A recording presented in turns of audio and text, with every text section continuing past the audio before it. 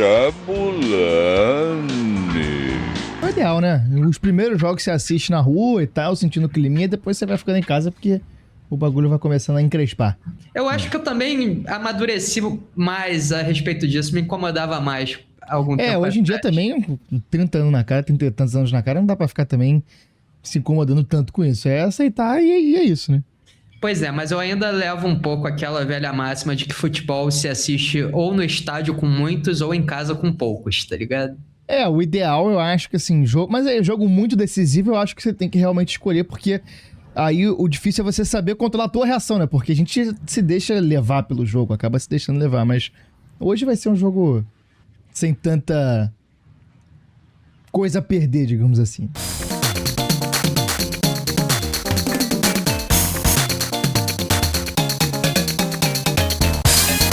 Quarta-feira, dia 24 de junho de 2026, dia de jogo do Brasil na Copa do Mundo. Então é dia especial. Estamos ao vivo? Não estamos ao vivo, estamos no ar com Hype de Copa. Eu tenho que tirar do meu arquivo base aqui a palavra ao vivo para não me confundir, porque estamos no ar com mais um Hype de Copa, podcast diário de Copa do Mundo no YouTube e depois nas plataformas de podcast.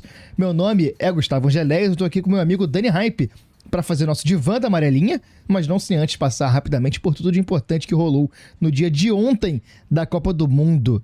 Dani, boa tarde, agora vai, hein? Será, Gustavo? Será que vai? Eu confesso que eu tô um pouco apreensivo para esse jogo, não vai ser nada fácil. Mas estamos aí, né? É Brasil e do outro lado é a Escócia, né? A gente não pode se deixar amedrontar por isso. Sendo Brasil, a gente tem que ir de peito aberto para qualquer jogo, em qualquer situação. Tem que encarar de frente. Sendo a Escócia, é isso aí. É saber das dificuldades do jogo, saber como é que vai ser, mas encarar de frente. Antes, vamos passar rapidinho pelos jogos de ontem, que a gente tem que pagar aqui da nossa opinião, porque o mundo precisa da nossa opinião, Dani. O mundo precisa que a gente fale nossa opinião sobre Portugal e Uzbequistão, começando aqui. Eu não quero, na minha fala, superestimar o que Portugal fez de bom e nem subestimar o que de ruim fez o Uzbequistão, porque são coisas que convivem pra mim no mesmo ambiente. Portugal fez um jogo muito melhor, fez o que tinha que fazer, pegou um time fraco. O time fraco você tem que fazer isso, ele tem que ganhar tranquilo. Ao mesmo tempo que o Uzbequistão é muito frágil, eu acho que é o pior time dessa Copa. Mas o Uzbequistão deu trabalho pra Colômbia, né? A minha impressão era que era um roteiro meio pronto já, saca? Tipo, depois de Messi, Mbappé e o Haaland, eles brilharem pela segunda rodada consecutiva, tava meio que escrito que o Cristiano Ronaldo ia às redes contra essa seleção mais frágil do Uzbequistão, porque ele não poderia deixar de ser o assunto, né? Por 2 semanas seguidas, imagina. Ou melhor, né? Deixar que o assunto fosse ele permanecer na sombra desses outros 3 caras. E aí a gente tem que destacar a comemoração dele em inglês, depois do segundo gol que ele marcou, I'm back. E aí eu preciso abrir aspas para o que falou o Ibrahimovic na TV americana. Então, abre aspas, fiquei um pouco confuso quando ouvi isso. De volta de onde exatamente? Se você marca 2 gols e grita I'm back, parece que ficou desaparecido por 10 anos e de repente voltou de outro planeta. Cristiano Ronaldo anunciar que está de volta é como o sol anunciar que nascerá amanhã. E eu acho isso um pouco irônico, porque o próprio Zlatan gostava de vestir uma carapuça meio parecida com essa. Mas tudo bem. E as atitudes do Cristiano Ronaldo, pelo menos em mim, elas geram certa antipatia. Mas ele é um personagem tão rico que, mesmo que seja enquanto um vilão carismático, ele enriquece essa competição, engrandece o espetáculo. E essa caminha para ser uma das Copas mais lembradas e nostálgicas de todos os tempos, justamente por causa dessas despedidas do Messi e do Cristiano, que se antagonizaram durante décadas no futebol mundial. Não sei se ele tá de volta na Copa, porque ele nunca esteve na Copa, né? A atuação do Cristiano Ronaldo em Copas do Mundo, ela é muito abaixo do jogador que ele foi.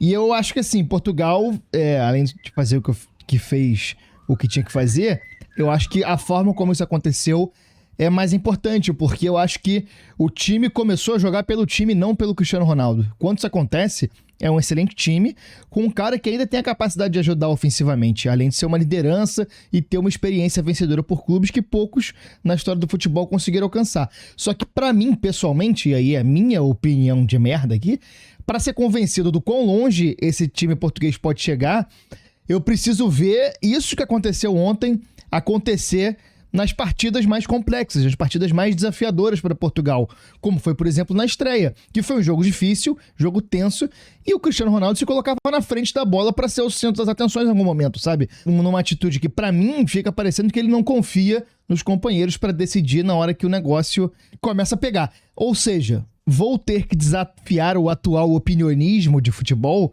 e, em vez de afirmar categoricamente que a primeira impressão que eu tive é uma verdade absoluta, vou ter que lançar a mão do famoso vamos aguardar, né? Vamos ter que esperar as próximas partidas e principalmente os próximos desafios que essa seleção vai enfrentar, porque o futebol uzbek não foi um deles.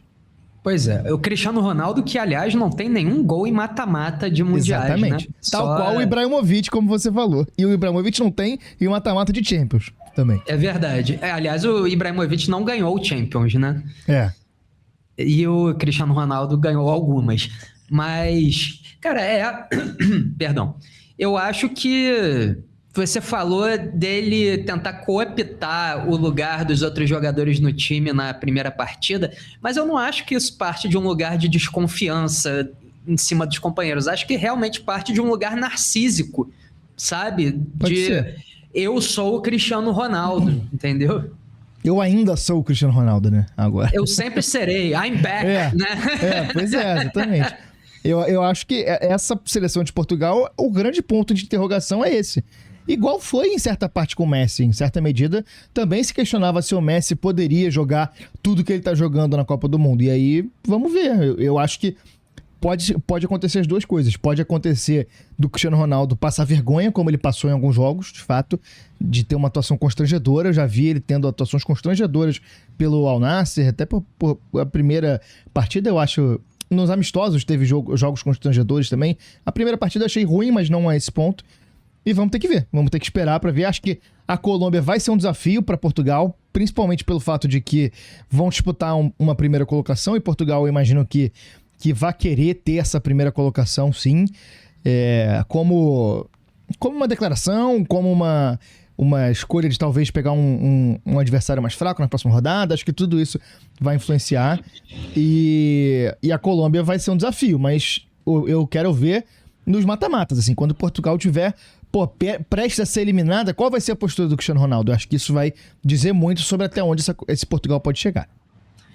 Mas será que vai? Eu acho que essa é a principal questão para mim, porque a gente também coloca essa dose de protagonismo muito grande sobre ele, quando, na verdade, Portugal tem um time muito capaz, talvez coletivamente no papel o melhor time dessa competição, junto com a França ali. E aí a gente fala, o Cristiano Ronaldo, do narcisismo do Cristiano Ronaldo e tal, mas a gente também entrega a ele esse poder, né? Então, tipo, como que ele vai se comportar? Mas o time tem que resolver sem ele também. Eu acho que essa é uma linha que as pessoas exploram um pouco. E agora, eu queria chamar a atenção para o fato que é meio rotineiro já, né? Sempre que acontece alguma coisa com o Cristiano Ronaldo, vai algum repórter depois da partida perguntar do Messi. E invariavelmente ele fica meio puto, né? E é engraçado porque isso não acontece ao contrário, né? Ninguém vai pro Messi perguntar sobre o Cristiano Ronaldo. E se acontecer, eu acho que ele não vai ficar meio puto, assim, que nem o Cristiano Ronaldo fica. E isso escancara como, depois da conquista do Messi em 2022, meio que se criou um pouco uma linha divisória entre os dois, né? Porque eu acho que antes existia uma discussão muito maior sobre qual deles era maior. E apesar de hoje ainda ter gente que é muito fã do Papai Crise, que vai lutar veementemente contra esse estigma, eu acho que, aos olhos do futebol mundial, o Messi se destacou, né? Se desgarrou nessa disputa depois do título da última Copa. Vamos passar aqui para o outro jogo do grupo, Colômbia e República Democrática do Congo. Agora a República Democrática do Congo com a delegação completa, com o nosso Michel Nkunka Mboladinga, o Lumumba Veia participando, estava lá. Importante também a gente lembrar que, tal qual Angola, Namíbia o Brasil está no meme famoso que é o Feliz Ano Novo a todos de Angola, Namíbia, Congo Democrático e talvez Brasil. E aí perguntam, e Feliz Ano Novo para Portugal? E o artista, o artesão da palavra fala, Portugal, safoda eles. Então, assim... Safoda, é muito bom. Um grande abraço para todos de Congo Democrático. Talvez de Brasil é maravilhoso também, porque ele questiona... tem gente no Brasil que não vai receber esse Feliz Ano Novo de 2017, mas algumas pessoas no Brasil vão receber. E quem recebeu certamente foi o Lumumba Veia, o congolês que a gente falou, que ficou famoso nos jogos do país ao se paramentar de Patrício Lumumba e ficar imóvel nos jogos. E lá estava ele em Akron, na boa cidade de Guadalajara, no México, de paletó e gravatas vermelhos, camisa amarela, calça azul, uma bandeira da República Democrática bordada no peito e um escudo dos leopardos no peito e nas costas, para homenagear um cara que é o exemplo máximo das consequências da luta pela emancipação de um povo do imperialismo e do colonialismo, né, cara? É um dos vários exemplos que a gente tem do destino que as pessoas que lutam contra os poderosos geralmente recebem.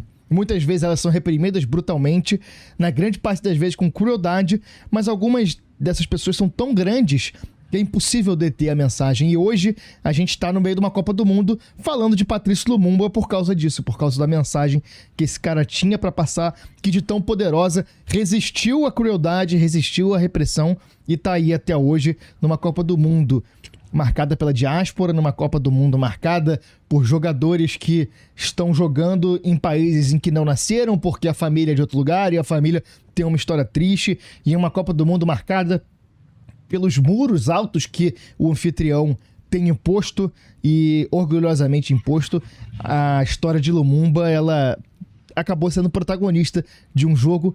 E fiquei feliz que foi no México também a primeira partida, mas ele, que faz parte da delegação, estará também em Atlanta na próxima rodada. Pois é, ele inclusive é considerado um membro oficial da delegação, né? Exatamente. Então, essa história é muito legal. Essa história é muito legal mesmo. E eu não consigo não me lembrar da comemoração do atleta argelino ao marcar um gol contra o Congo Democrático e comemorar fingindo que era uma estátua caindo, né? E a repercussão... pra caralho também. E aí é futebol, né? Que isso tudo gerou... Pô, é assim... E não tem política nisso, né? Na verdade, é só uma sacanagem mesmo. E acabou que repercutiu muito durante a Copa Africana de Nações. Agora, eu queria chamar a atenção para um fato, Gustavo, que nada tem a ver com isso que a gente acabou de falar, mas parece que sempre que você vai mencionar o nome do estádio onde uma partida aconteceu, é o estádio de Akron. Nenhum outro estádio é nomeado nesse podcast, a não ser o estádio de Akron, que tem algum favoritismo por parte do apresentador. Vai ver que chamou minha atenção porque eu cometi um erro, uma injustiça histórica com a boa cidade de Guadalajara, falando que eles eram na periferia de Ohio. Que eles eram em Cleveland. Cometi uma injustiça histórica falando que eles eram americanos e não tô tentando compensar de alguma forma. A cidade de Guadalajara é bom pra cacete também, né? Pô, eu tô impactado com as imagens, cara. Muito bonita a cidade. Fiquei com vontade de ir. Eu já tinha vontade de ir no México. Se um dia eu conseguir, eu vou incluir Guadalajara no roteiro. O México parece um pedacinho de Brasil, assim, né? Um povo muito parecido com nós. Sim. E aí, falando do jogo aqui, cara, falando da Colômbia, boa partida muito boa da Colômbia, principalmente no começo e no final do jogo.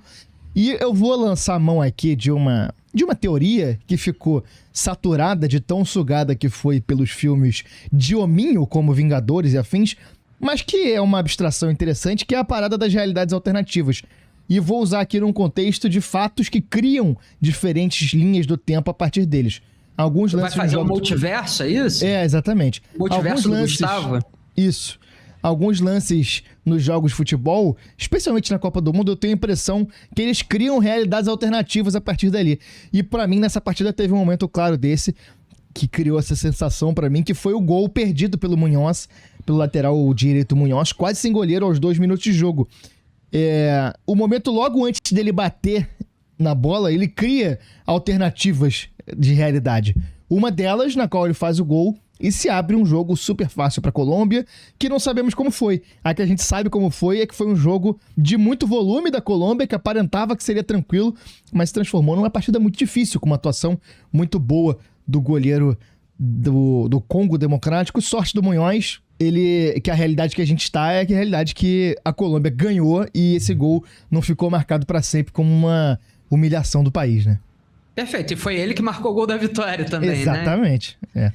Isso, você falando isso me lembrou aquele episódio de Community que eles estão comendo pizza e eles jogam exatamente esse que eu tava pensando, exatamente esse. Temos as mesmas referências nerds, né? Exatamente.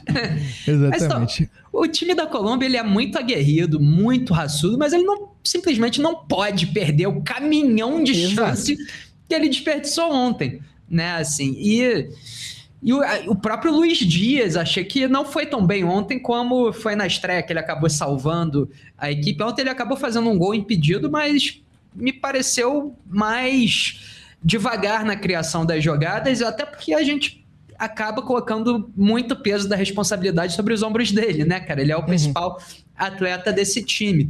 E o Munhoz se destaca muito, né, cara? Porque ele já tinha aparecido muito na partida de estreia da Colômbia também. Ele é um lateral que joga no Crystal Palace, ele é ofensivo por lá, mas ele não pisa tanto na área assim. Então, nesse esquema da Colômbia, ele é praticamente um ponta, né, cara? Ele tá toda hora na área. Inclusive, ele perde o gol que você citou, depois ele marca um gol impedido e, por último, ele marca o gol da vitória, que aí, se ele teve azar ou irresponsabilidade da primeira vez, ele contou com a sorte no gol que a bola entrou, porque ela desvia no zagueiro e mata completamente as chances do goleiro, que, por sinal, acho que só assim para vencer o goleiro com o golês ontem, porque ele estava em uma noite realmente inspirada. E o Munhoz, eu vou recomendar aqui um texto do Almanac da Copa, que é um perfil do Leandro Stein, que está fazendo no Twitter textos diários sobre Copa, muito boa a curadoria dele, muito bom o texto dele. E ele conta um pouquinho da história do Daniel Munhoz, que é desses caras que não fizeram base desde cedo, que com 20 anos ele já tinha desistido de seguir a vida no futebol e tal, e acabou conseguindo por outros caminhos. E eu acho que esses caras que têm caminhos mais tortuosos no futebol, eles sempre têm algo de diferente que chama atenção. Na minha cabeça vem logo o exemplo do Bruno Henrique, por exemplo, que é um cara também que não teve base, que foi descoberto na várzea. E são caras que têm um quê de interessante no jogo deles, que fugiu ao molde que a base costuma fazer. Então depois vou postar na descrição aqui o link pro texto. Vale a pena ver essa história do Munhoz, que é bem interessante. E aí, cara, falando agora do Congo, do jogo de Congo Democrático, retomando o meme, eu acho fantástico que o meme ele é Congo Demo espaço crático. Então, na minha cabeça, eu sempre penso no Congo Democrático. Com um ponto, assim, tem chances gigantescas de avançar, né, cara? Porque enfrenta o Uzbequistão na última rodada, que vai ser o jogo mais acessível. Vai ter que vencer, que pareceu uma equipe mais forte que o Uzbeks, mas vai ter que jogar bola, né? Vai ser um jogo que eles não vão se defender tanto. Aí vamos ter que ver como é que vai se portar dentro de campo. Mas, assim, o sonho da República Democrática do Congo tá mais vivo do que nunca, né? Só tem que tomar cuidado porque o adversário terá muitos zagueiros, né? Já que é lá que os Uzbeques estão. Falando da Colômbia... Tu me julgou pra caralho quando eu fui fazer essa piada, aí tu vai e faz ela no programa. Isso que é foda, entendeu? Essa falta de caráter é que me complica. Mas é por isso que você faz um podcast comigo, que me aproxima de você em caráter e não com a pessoa de boa idoneidade, né? É verdade, é verdade. E, assim, da Colômbia, cara, eu acho que se constrói um time com a capacidade de incomodar lá na frente. Precisa ser mais efetivo, como a gente falou, mas tá seguindo uma cartilha de um time que pode fazer bonito na Copa do Mundo, né, cara? A gente tá com uma expectativa grande na Colômbia há alguns anos que não se realiza, mas essa Copa do Mundo é mais uma chance deles, que eles chegam mais ou menos no mesmo patamar, talvez até um pouco mais elevado do que nas últimas, né? E é engraçado, porque eu acho que antes da Copa começar, a gente talvez colocasse a Colômbia até um degrau abaixo do Equador, né? Que fez um ciclo muito bom, que chegou muito forte na Copa, tem jogadores, até mais jogadores que estão em grandes centros do que a Colômbia, e o Equador foi uma grande decepção, né? Então a Colômbia realmente é a reserva moral do futebol sul-americano que habla. Aí, lembrando que falamos aqui de América Latina fora a Argentina. Exatamente.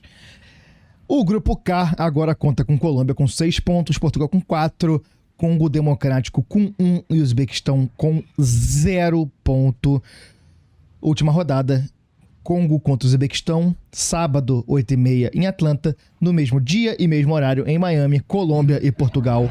Jogo excelente. Vamos passar para o grupo L, Inglaterra e Gana. Dessa vez o volante ganês Thomas Partey jogou na primeira partida, ele não conseguiu entrar no Canadá, não pôde entrar no Canadá devido a um problema burocrático Judicial, né? Judicial, que ele ou quem preencheu os formulários de imigração não avisou a imigração canadense sobre as acusações pelas quais ele está sendo julgado na Inglaterra. Acusações essas de estupro, mas agora o jogo nos Estados Unidos ele retorna ao time.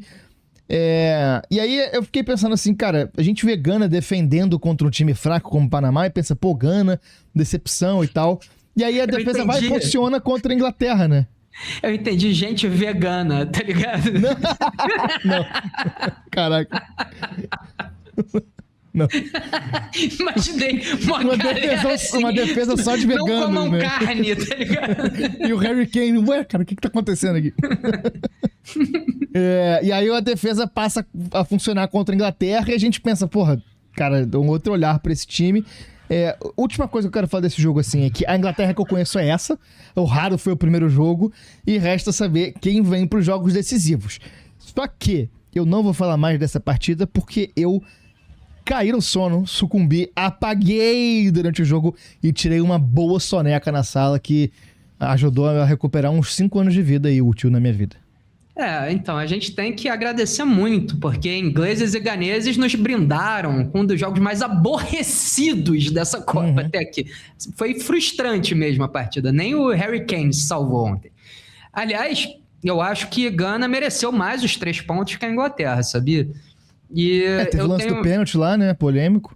Pois vou falar exatamente disso. Eu senti que o English Team foi protegido pela mamãe arbitragem ontem, pela mamãe FIFA. Para mim, o lance com o Adu, que se eu não me engano foi ali por volta dos 35 minutos do segundo tempo, é um pênalti claríssimo, assim, gritante. E tem também uma saída equivocada do Pickford, que acontece depois, que o árbitro inverte e dá falta nele, quando para mim é claramente uma falta dele, quiçá para expulsão. Então eu vou ter que dar razão ao Carlos Queiroz, que é o português treinador de Gana, que disse que o VAR estava tomando um cafezinho. Cara, e aí da Inglaterra, eu acho que assim como o Brasil, eles apresentaram o teto e o piso deles, né? O que eles podem apresentar de melhor e o que podem apresentar de pior. Resta saber qual versão estará nos momentos decisivos dessa Copa do Mundo. Verdade. E aí, se esse jogo não foi muito bom, Croácia e Panamá não ficou muito atrás também, né? E outra vez, eu acho que o Panamá mereceu mais a vitória que a Croácia na partida. A questão é que o Livakovic pegou até pensamento na partida entre Croácia e Panamá. E nunca antes do começo da partida a gente pensaria que o goleiro croata seria um dos destaques da partida de ontem, né? E acabou que quando a Croácia estava sendo amplamente dominada, ela achou um golzinho. E aí o jogo se abriu para eles e depois o jogador que me falhou o nome agora, ele me perde um gol sozinho, cara a cara com o goleiro, que ele tenta dar uma cavadinha que é, assim, papo de linchamento. E aí, cara, assim, dia de jogo do Brasil, eu não vou ficar falando dessa partida. O Livakovic é goleiro que ganha jogo, que conquista ponto, mas essa seleção croata não me parece mais a seleção croata que a gente viu nos últimos anos, de ser uma seleção pragmática, que joga certo. Eu acho que é uma seleção que não consegue fazer o próprio jogo até aqui nessa Copa. E dessa vez conquistou ponto, vai classificar, provavelmente, mas vamos ver como é que vai ser nas fases decisivas. O grupo L conta com Inglaterra e Gana com 4 pontos, Croácia com 3, Panamá com 0. Última rodada sábado, 6 da tarde, na Filadélfia, Croácia e Gana. Em Nova Jersey, Nova York, Panamá, Inglaterra. Gana, cara, tá aí, né? Vai classificar e agora vai ser um time chato. Eu não gostaria de pegar esse time de Gana, não. Mostrou que defensivamente tem muito potencial. Acho que não só vai classificar, como acho que já classificou, né? Vale lembrar que Gana derrotou o Panamá na primeira rodada, também outro jogo aborrecido. Aliás, esse grupo tá fantástico de jogos aborrecidos, né? Exatamente, e agora vamos passar pro que a gente veio fazer aqui, que é falar de Brasil, né, cara? Desabafar, falar, jogar pra fora os sentimentos. Eu acho que tem se discutido muito sobre o Brasil pegar primeiro, segundo lugar. falando da logística e tal. Se ficar em primeiro lugar facilita na logística, eu entendo isso. Só que, pô, esse segundo lugar não tá me parecendo tão feio, sabe por quê? Porque se ele acontecer, a gente vai ter que jogar no México. E eu não vejo com maus olhos o Brasil ser obrigado a passar pelo país que a gente foi tão feliz com o maior time que a gente já viu, né? Acho que até energeticamente pode ser importante para alinhar algumas coisas aí para essa seleção brasileira. É verdade, eu acho que faz todo sentido isso que você está falando. A gente até comentou nesse programa que o México é uma extensão fronteiriça do Brasil, ali perto dos Estados Unidos. Agora, eu acho que tem outra questão também aí. O que é melhor, pegar a Holanda ou o Japão? É difícil responder essa pergunta também. Então, não sei se existe tanta vantagem assim entre ser primeiro ou segundo nesse nosso grupo. E até porque é o tipo de coisa que não tem controle, né, cara? No outro jogo lá, meio que tudo pode acontecer, assim. A Holanda pode não fazer um jogo tão brilhante contra a Tunísia, o Japão pode pegar, pode fazer um bom resultado contra a Suécia. Então a gente vai se esforçar para ficar em primeiro para fugir da Holanda, e os caras ficam em segundo. E, sim, o jogo sendo depois não faz muito sentido a gente focar nisso. Acho que é o tipo de coisa que a gente não tem controle. Acho que a gente entrar, fazer o nosso, até porque a gente não tem tanto controle assim, porque a gente não vai ter um jogo fácil, não vai ser um jogo tranquilo, não vai ser jogo para entrar pensando em saldo. Acho que pode até se tornar. Qualquer jogo de futebol pode acontecer isso. Mas, assim, não é um jogo que a gente vai entrar pensando em saldo, ao contrário de Marrocos, né? Marrocos é um time que pode, sim, já entrar pensando em transformar o jogo num jogo como esse, né? Para você fazer saldo e pegar a primeira colocação.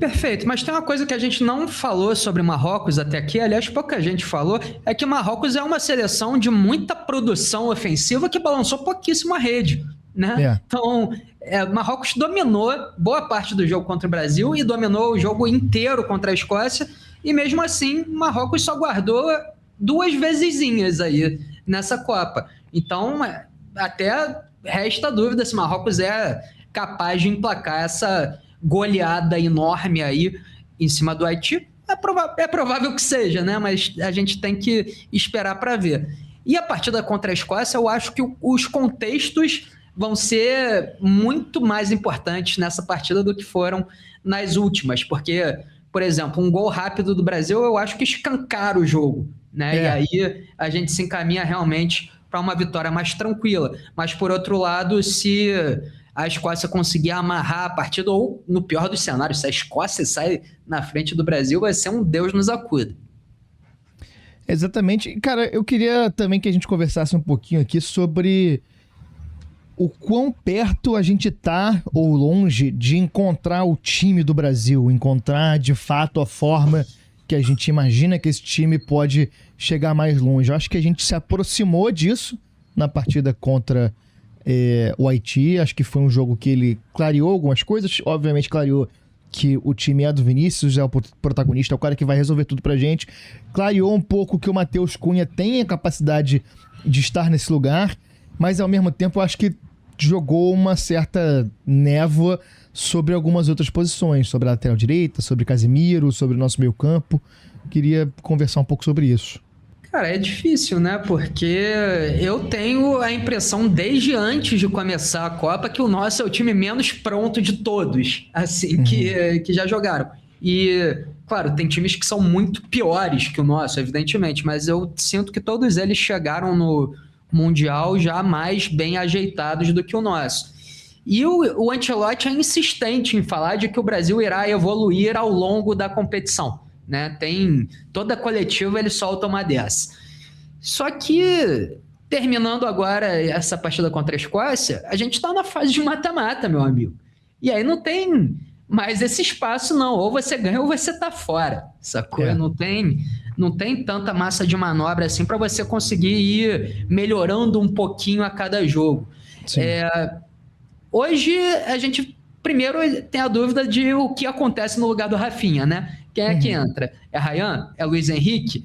É nenhum dos dois? Né? É o Danilo, de repente, né? Muda a forma de jogar da seleção brasileira? Tudo isso aí tá meio em aberto.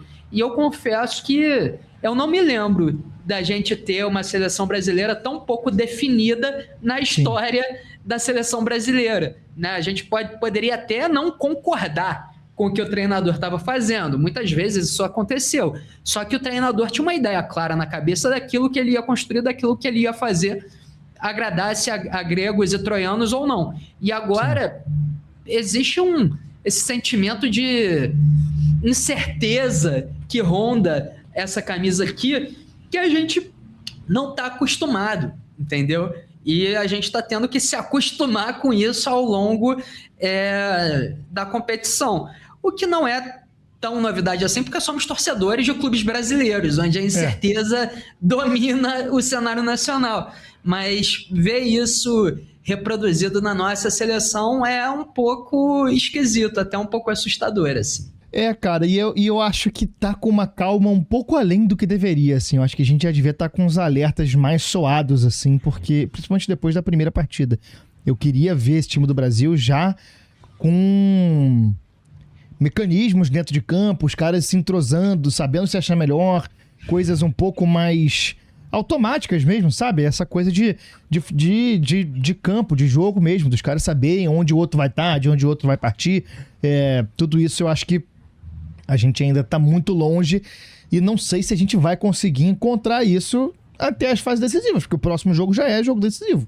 Pois e a questão pra mim... Um segundo só, que essa fase de 16 avos, ela teoricamente é uma fase mais tranquila, mas a gente deu o azar de não ser. A gente já vai ter um jogo de oitavas de final. Exato. Ou de quartas até. A questão para mim é que eu acho que muito se fala sobre a postura ofensiva da seleção, né? E que não está agradando tanto assim. E para mim esse é o menor dos problemas, entendeu? Eu acho que mesmo bagunçado lá na frente, o Brasil tem jogadores capazes de resolver se tiver uma chance, né? Como o próprio Vini, que a gente falou tanto. O que mais me amedronta é a nossa postura defensiva, especialmente nas transições do adversário quando recuperam a bola da gente. E a gente já mostrou em algumas ocasiões, inclusive contra o Haiti, essa fragilidade de recompor que o nosso meio-campo tem. Então, eu realmente fico preocupado com isso, até porque a Escócia é um time que tenta dominar o meio de campo, né? Uhum. Diferente das outras equipes que a gente enfrentou. E isso realmente me tira o sono, assim, porque eu nunca vi um Brasil tão exposto, sabe? A gente sempre teve um futebol ofensivo e durante boa parte do tempo, antes daquela tragédia de 82, a gente tinha essa impressão de que tudo bem tomar gol, contanto que a gente faça um gol a mais. Mas isso não implicava em ter times que eram fracos defensivamente. E eu acho que essa é a seleção mais frágil defensivamente da história da seleção brasileira, assim. E esse é o tipo de coisa que não se evolui tanto assim, entendeu? Pelo menos eu acho que não se evolui tanto assim no curso de uma competição desse tamanho. E eu acho que em algum momento vai ser cobrada essa dívida de marcação da seleção, como já foi contra o Marrocos, só que em algum momento vai ser algo que a gente não vai conseguir pagar, né? Vai ser uma dívida impagável. Cara, aí vamos falar de um nome aqui, cara, que se não me engano, se eu não estou enganado, a gente não citou ainda nesse programa, talvez seja o único programa que fala de seleção brasileira e fala de Copa do Mundo que não citou o nome de Neymar, né, cara? Eu acho que até nem foi uma escolha editorial, não foi algo que a gente conversou, tipo, ativamente, não vamos falar do Neymar. Mas eu acho que a gente tem algumas visões parecidas e até agora o Neymar não foi assunto nessa seleção, né? E não deveria ser pra gente. Só que, ao mesmo tempo, só se fala do Neymar, né? Só se fala do Neymar, se fala se vai jogar, se não sei o quê. Só que a gente acabou não falando dele e hoje ele vai estrear. Não tem muito pra onde fugir. A gente não sabe em que situação, não sabe se vai jogar 10, 15, 20 minutos, 45, mas o Neymar estará em campo hoje. E aí eu queria que a gente conversasse um pouco sobre isso, expectativas, o que a gente viu do Neymar, convocação e tudo mais. Acho que esse aqui eu nem anotei o que eu tenho pensado, porque eu quero pensar ao longo aqui da fala.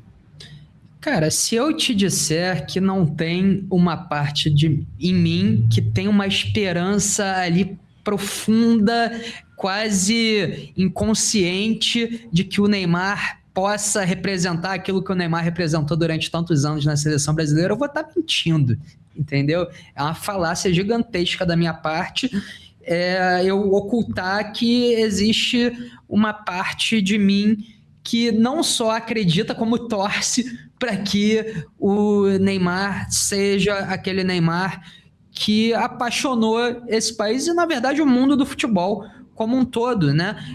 A gente questiona, e o país questiona muito mais o Neymar por conta das situações extracampo do que ele foi e é enquanto jogador de futebol, né? Assim, tem 3 anos que o Neymar não é mais o mesmo Neymar, mas eu tenho certeza, inclusive já ouvi isso muitas vezes, de gente ao redor do mundo, que todo mundo quer ganhar como o Cristiano Ronaldo e como o Messi, mas todo mundo quer jogar como o Neymar jogava, entendeu?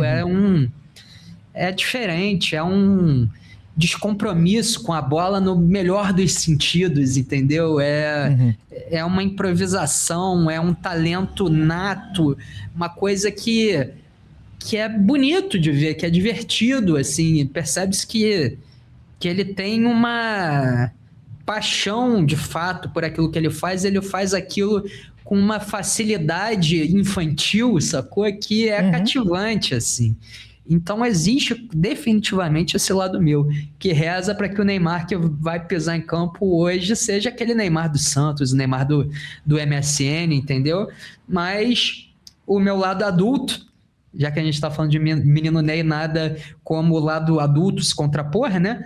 Meu lado adulto racional pensa que é muito difícil isso acontecer, né, cara? Quanto tempo que o Neymar não é o Neymar, né? E mesmo adotando, ou pelo menos tentando adotar esse protagonismo no Santos, e a gente pode dizer, porra, a equipe do Santos não é a seleção brasileira, e eu acho que tudo bem, existe verdade nesse argumento, mas também é um Neymar muito aquém, né? Muito distante daquele Neymar que a gente conheceu, do Neymar que enchia os olhos, do Neymar que enchia de esperança o time que ele estava, né? Que você podia pensar que o adversário podia vir de qualquer maneira, mas que você tinha um Neymar e ele podia resolver, né? Aquele Neymar que a gente pensa que se ele tivesse em campo, talvez o 7-1 fosse um delírio, entendeu?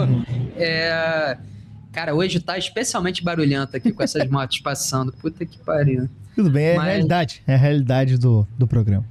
Pois é, mas tem uma criança que se apaixonou por futebol lá atrás, que torce muito por esse Neymar, entendeu? Assim, e que talvez eu seja meio cancelado por isso, mas é verdade. Não, acho que não. Eu criei comigo mesmo um pacto de aceitar torcer pelo Neymar mais uma vez. Que eu torci pelo Neymar a vida inteira, né? A gente todos nós, pelo eu Neymar acho, a vida inteira. Eu já contei essa história em outros momentos, mas assim, em 2011, a final do Mundial, 2011 foi meu ano de vestibular, a final do Mundial de clubes entre Santos e Barcelona caiu no dia do vestibular da UF, que era uma faculdade que eu queria muito passar. À época eu tava querendo fazer história na faculdade, então eu queria muito passar pra UF. E durante o momento do vestibular tava rolando o jogo. Eu tava muito afim de torcer pro Neymar. E aí eu combinei com os amigos da gente fazer aquele esquema de não saber o resultado e se encontrar na casa de um outro pra assistir e torcer como se estivesse vendo o jogo ao vivo. Não deu certo, porque uma hora eu fui no banheiro, um maluco lá da limpeza virou pra mim e falou: 4-0, hein? Que coisa. Eu falei: caralho. Não consegui ficar completamente alheio ao resultado. Mas assim, eu torci pra ele lá, torci em 14, torci em 18, torci em 22 pra caralho também, comemorei muito. Só que eu, pessoalmente, não acredito que o Neymar vai conseguir fazer alguma coisa que vale a pena abrir mão de outra pra ele estar em campo, entendeu? Essa que é a parada. Eu torço pra caralho pra que ele entre em campo e jogue de uma forma que a gente não viu ele jogar nos últimos anos, nos últimos 3 anos, no último ciclo. Entendo pra caralho quem acha que tinha que ser convocado. Eu não sei o que eu faria. Na hora da convocação do Ancelotti, eu tava mais inclinado pra convocar, mas em outros momentos eu tava inclinado pra não convocar. Acho que acreditar, porra, é muita esperança no na mística do jogador e na qualidade que ele não mostra mais, achar que ele vai ter condição de fazer alguma coisa diferente, cara, porque a realidade mostra pra gente o oposto. Olha o nível de intensidade que tá sendo essa Copa, o nível de pegada que os adversários fazem contra todas as seleções. O Neymar, ele se tornou um cara frágil em campo. Antigamente ele sabia voar pelo campo, ele flutuava em campo, ele ia com a bola no pé e quando vinham pra cima dele, ele já vinha preparado pra fugir. Hoje em dia, ele não tem mais essa leveza. Então, eu honestamente, cara, sinceramente mesmo, não consigo imaginar um cenário que o Neymar seja de fato útil, assim. Mesmo, o cenário que muita gente levantou, tipo, um jogo decisivo, Brasil precisando do resultado, bota o Neymar porque ele é gênio. Cara, beleza, ele é. Mas até que ponto ele vai conseguir se encontrar dentro de campo, saca? Até que ponto vale mais a pena ter uma esperança de um cara fazer algo que ele não tem tido condição de fazer, ao invés de ter, um Endrick, um Vinícius, um Matheus Cunha, um Ryan, um Luiz Henrique, uma coisa que é a realidade, que é o palpável. Acho que é confiar muito no místico, confiar muito na magia, não sei. Honestamente, eu não consigo ver, mas vou torcer. A realidade eu vou torcer, vou buscar não ser mal-humorado quando o Neymar entrar em campo, inclusive, internamente, porque eu acho que é isso, assim, é uma última chance dele fazer o que ele tem prometido fazer há muitos anos e não fez, nunca fez pela seleção brasileira. Pois é, então a questão para mim é que, evidentemente, se a gente for fazer uma análise racional da questão, realmente fica difícil de você acreditar que algo de diferente vai acontecer, né? São muitas estatísticas apontando ao contrário. Só que o alento é que, primeiro, esse não é um esporte que sobrevive exclusivamente de estatística, né? Talvez seja o único esporte que tende a contrariá-las em diversos momentos. E segundo, que dentro da mística que envolve esse esporte, a gente está diante do palco mais místico de todos, né? A Copa do Mundo é capaz de milagres, entendeu? E eu tento me agarrar um pouco a isso, assim, porque eu acho que se eu for por uma linha mais fria de análise, é meio evidente o quanto que o Neymar produziu ao longo dos últimos anos, mas talvez seja justamente ter que se agarrar a essa criança interior para acreditar que algo diferente é possível, entendeu? E é isso que eu tenho refletido ultimamente. Não dá para eu esperar o Neymar enquanto um ser humano adulto, mas dá para eu esperar aquele Neymar enquanto uma criança que nunca envelheceu dentro da minha cabeça, sacou?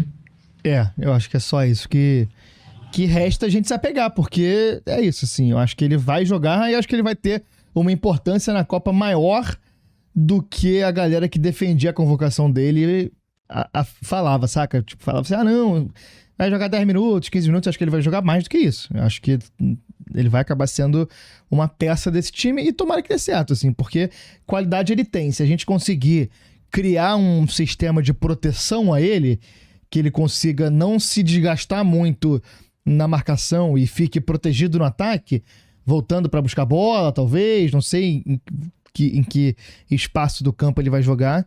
Acho que existe um mundo que isso funciona. Eu quero acreditar, tal qual nos alienígenas, eu quero acreditar. Os gênios se reinventam, cara. Não sei, a gente tem que esperar pra ver, né? Exato, isso. Vamos ter que ver. Todos os cenários são possíveis, né? O cenário que ele joga e destrói, acho que é uma possibilidade. O cenário que ele não joga nada é uma possibilidade. O cenário que ele machuca no primeiro ou segundo em campo é uma possibilidade também. Então, vamos ver. Hoje é a primeira prova e é aquilo, assim, tipo... O Neymar, ele quer a torcida de todo mundo. Ele anseia por isso. Ele usa essa capa de essa postura de que não liga pra opinião dos outros e que ele vai fazer as coisas que ele quer. Isso é uma mentira que ele usa pra se convencer das coisas, que o Neymar claramente liga muito pra aprovação de todo mundo. E eu acho que, pelo menos, desde que chegou lá na convocação, na concentração, desde que passou a fazer parte da seleção, a postura dele tem sido uma postura minimamente low profile, que é um bom começo. Aí eu acho que é um bom começo pra isso.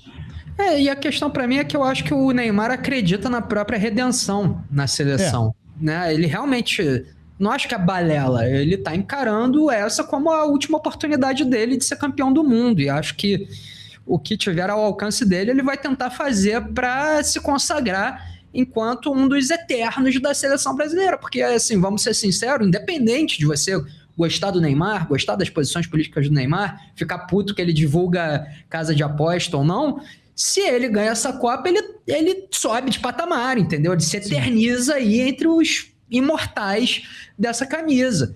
Goste você ou não, entendeu? Então eu acho que isso é muito caro para ele. Ele quer chegar nesse lugar e acho também que o Neymar foi injustiçado. Eu acho que o Neymar foi injustiçado em alguns momentos, entendeu? Tipo, a última Copa, por exemplo, ele mete o gol contra a Croácia, né? Ele faz a jogada, ele é brilhante e o Fred é incapaz de fazer uma falta faltando 4 minutos para terminar o jogo, sacou? Mas aí é que tá, é porque eu acho que a minha impressão das declarações do Neymar e de tudo que ele fala, da forma como ele age, é como se ele acreditasse que ele já tá nesse lugar, sacou? A minha impressão de tudo que ele fala e do entorno dele, de todo o processo que foi esse convoca, não convoca, a minha impressão é que o Neymar acredita piamente que a seleção deve algo a ele, sacou? Que sem ele a seleção não seria a mesma. Então eu fico me questionando o quanto ele vai se dedicar pro time também. Algo meio parecido com o Cristiano Ronaldo que a gente falou, nesse sentido, assim.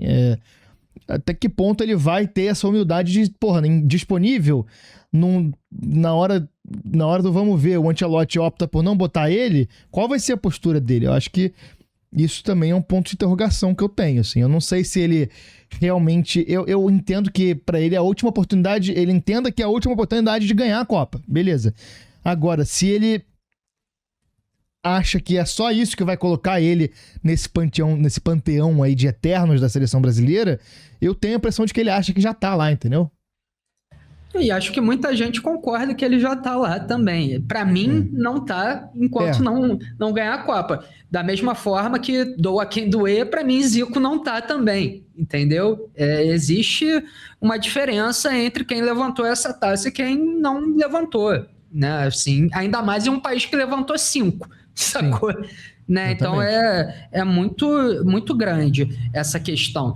E, cara, eu não consigo traçar esse paralelo entre Neymar e Cristiano Ronaldo em termos de personalidade, não. Eu entendo o Neymar como alguém que tomou muitas decisões que eu não teria tomado se estivesse no lugar dele, né? Assim, e que são passíveis de crítica. Mas eu não enxergo essa personalidade narcisista que o Cristiano Ronaldo tem no Neymar, sabe? E acho também que muitas vezes a opinião pública se deixa levar pelo fato de não concordar com as decisões do Neymar para pintá-lo como um monstro maior do que eu, pelo menos, considero que ele seja de fato. E é claro, repetindo, muitas decisões que eu discordo, muitas coisas que eu acho que ele fez besteira, muitos apoios que talvez não deveriam ter sido proferidos, muitos patrocínios que talvez não tivessem que ter sido selados, pênalti na Kings League quando não precisava bater, né? Enfim, tem todo um leque de coisas aí que eu acho que o Neymar fez merda, entendeu? Mas eu também acho que por conta das merdas que ele fez, se colocam ele numa posição meio vilanesca, que eu acho às vezes meio exagerada. Fez muita merda, sim, mas eu não consigo enxergar o Neymar dessa forma binária, entendeu? De que ou você tá do lado do bem ou você tá do lado do mal. Eu acho que ele é um cara que fez muita merda, mas que foi um grande jogador. E espero ainda, um grande jogador, sacou? Não, eu acho que de forma nenhuma é binário, até porque eu acho que nada na vida é isso, né? E acho que o Neymar é uma figura extremamente complexa, assim, extremamente complexa, que acho que ajuda a explicar uma boa parte do que é o futebol brasileiro pro bem e pro mal, hoje em dia. Acho que se a gente quer entender o que se tornou o futebol brasileiro, o que se tornou a seleção brasileira, a gente precisa entender o que é o Neymar. Acho que um cara que surge junto da popularização das redes sociais no país, um cara que surge muito autêntico e que ao longo da vida vai sendo vai sofrendo as consequências da vida real, porque vai tendo que lidar com as consequências das atitudes dele. Muitas coisas que... muitas críticas ao Neymar que existem, e justas ou injustas, eu acho que elas são fruto das atitudes dele, das coisas que ele fez, não de alguma outra coisa, porque eu acho que esse para mim que é o grande ponto que falta até o mundo do futebol entender, que em grande parte das vezes as críticas, elas são críticas só, não são... sei lá, eu fico com a impressão de que esses caras, eles acabam caindo nesse papo de nós contra eles sempre, e perdem um pouco a capacidade de filtrar que às vezes só as pessoas têm o direito de criticar e de não gostar dos caras, entendeu? Mas é isso, eu acho que o Neymar, ele é interessante, um objeto de estudo interessante pra gente entender o futebol. No sentido sociológico, antropológico, de entender a cabeça do jogador atual.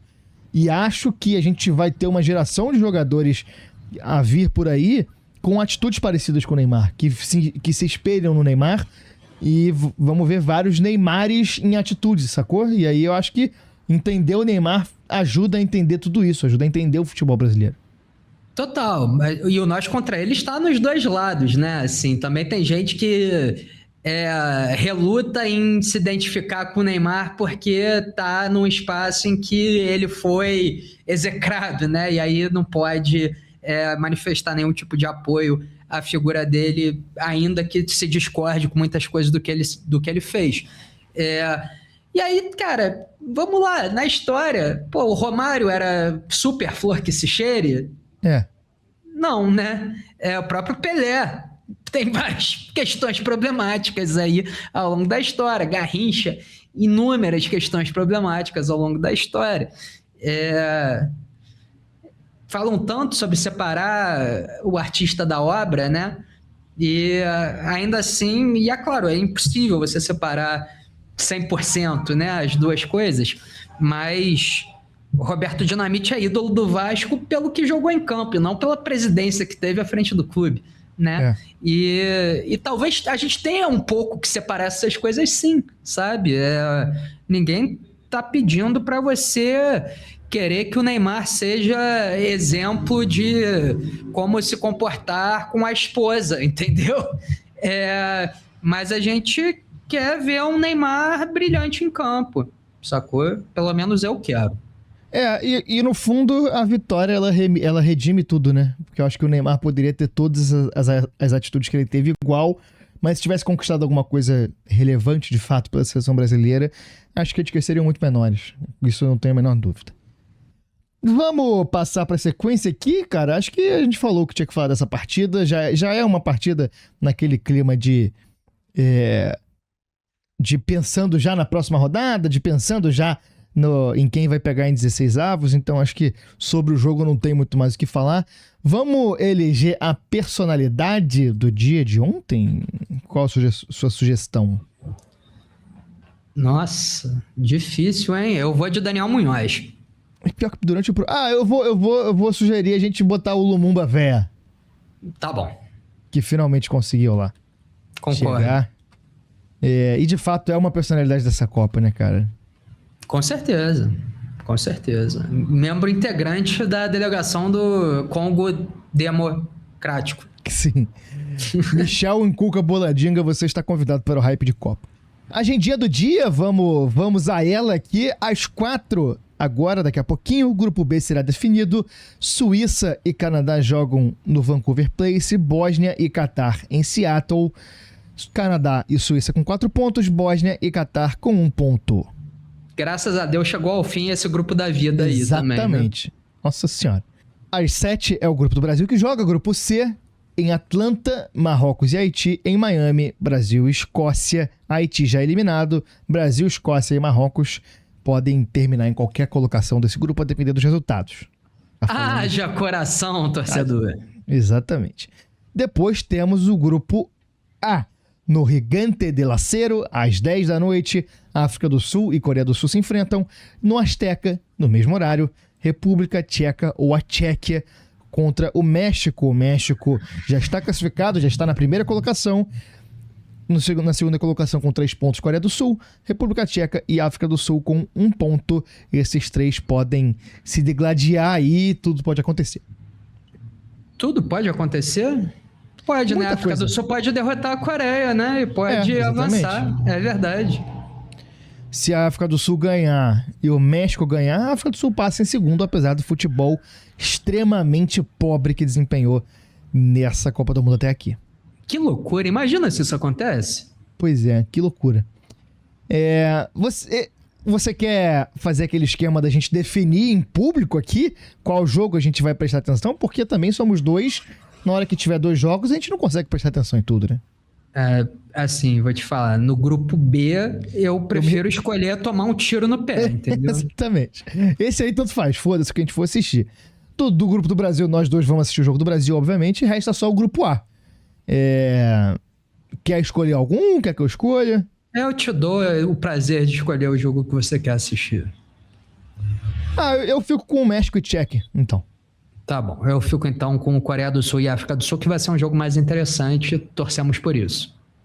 Perfeito. Eu quero ver o público mexicano comemorando a vaga, acho que isso vai ser interessante. E aí, nos próximos programas, a gente vai fazer esse esquema. Quando tiver jogo simultâneo, a gente define aqui quem vai prestar atenção em cada. E aí, no programa seguinte, a gente volta para contar um ao outro e para todo mundo o que a gente percebeu dessas partidas, nossas análises, percepções, memes, piadas, estatísticas, tudo mais no Hype de Copa. Sua companhia diária para se empolgar com tudo de Copa do Mundo todos os dias no YouTube e nas plataformas de podcast. Pedimos, por favor, que você nos ajude a chegar em mais ouvidos. Se inscreve no canal, segue no Spotify, avalia com 5 estrelinhas, indica pros amigos se gostar da gente, indica pros inimigos se odiar. E dá uma moral pra gente nas redes sociais. Dani, seu Instagram? Meu Instagram, @ODaniHype, cola lá que tem futebol todo dia por lá. E deixa teu comentário aqui no podcast, só reforçando isso, que realmente é bacana a gente ver quando vocês falam alguma coisa, mesmo que seja para xingar os nossos conhecimentos ornitológicos. Exatamente. Eu estou no Instagram como Gangeleias, @GANGELEAS. Todos os dias estamos aqui na Copa. Grande abraço e até amanhã.